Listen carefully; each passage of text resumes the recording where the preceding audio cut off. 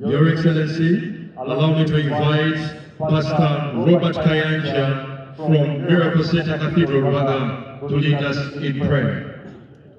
President, our host on this grounds all the time. My prayer is going to be 3 minutes, and allow me to start with a testimony. In 1986, after just the war, we all came in this area.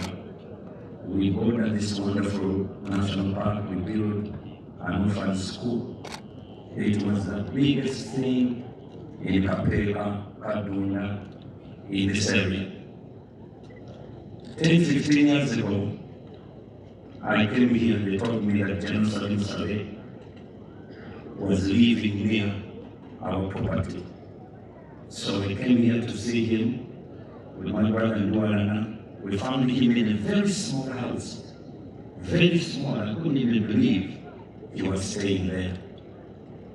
And he took me around. Only it was maize and a little factory of Kabugo mango and tomato.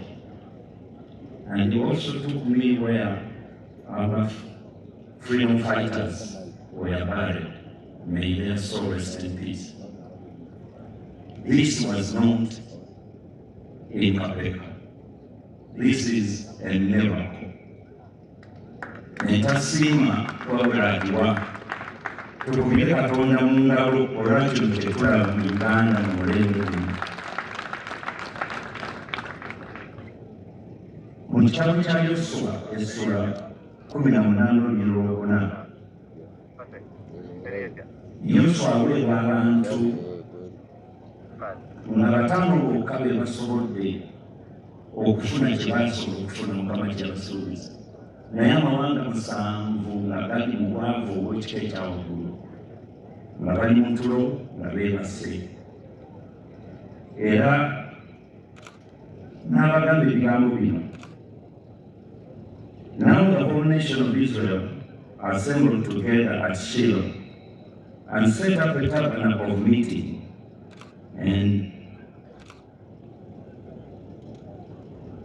the land had been subdued by them, but there remained among the children of Israel 7 tribes, which had no land, no food. They were being devastated. Then Joshua said to them, to the children of Israel, how long will you be slack?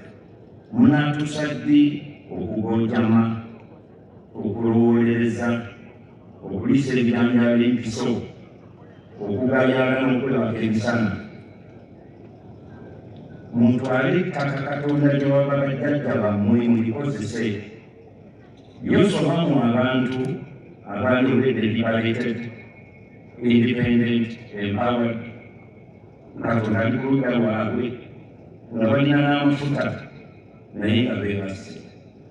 Emyaka 40 nga beetooloola bwetooloozi mu ddungu. Ne Uganda kati weeri.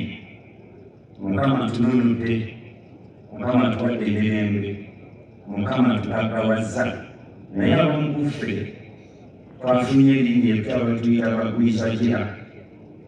Twebase. Nsaba Katonda olwaleero atubikula obwongo tutegeere ennaku zino kye tuyita Uganda equation. Bw'otunuulira ku kifo kino olabira ddala nti Mukama awadde Uganda obukulembeze obutasangika mu nsi yonna. Ng'era Katonda bwe yatunuuliza abaana ba Isirayiri n'abawa abakulembeze, mwe mwali Yoswa. Bwe tutunulira omulembe gwaffe tulaba omulembe gwa Kaguta, omuzungu bakita fenomena oba Maverick. Omusajja oyo Kaguta yabeeraga mu ggulu, naye mukazi we mubakubire mu ngalo baazaala abaana bayamba Afrika ne Uganda. Nga bwe bagambe kwaffe kali kafaanana bwatyo. Nzijukira emyaka 15 najja nesisinkana Jerusalemu. Jjukire ne mugamba nti ssebo wano nsobola okugulawo, n'agamba yabo leeta investor n'agulawo.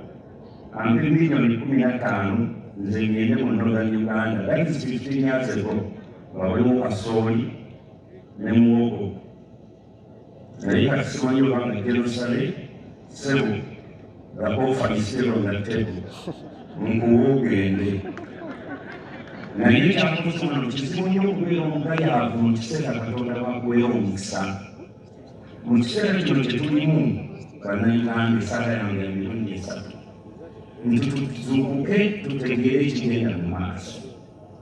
Ekyokubiri Mukama atuwadde abakulembeze. Yoswa ekyamuyamba okutwala abaana ba Isirayiri mu nsi yavumbula geometric set. Okuva ku pulezidenti ku Jerusalem n'abakulembeze baffe bonna Mukama abawadde tools ezinatuyamba, endala zijjidde ebirowoozo, endala zijjidde mu bikolwa, naye tulina tools kati okukyusa Uganda okubeera ensi esinga obugagga n'obulungi mu nsi yonna. Ekyokubiri mbasabira era nange neesabira, sisaba bumu, sisaba kwegatta, nze nsaba bumu. Tubeere bumu ku nsonga y'okukulaakulana, tubeere bumu ku nsonga y'emirembe, tubeere bumu ku nsonga y'okukola obugagga. Kubanga Mukama waffe ekyala gye tusalira mu Yokaana 12:17 n'agamba kitange nsabye babeere bumu nga nze naawe bwe tuli obumu. Nsaba mu linnya lya Kitaffe n'Omwana n'Omwoyo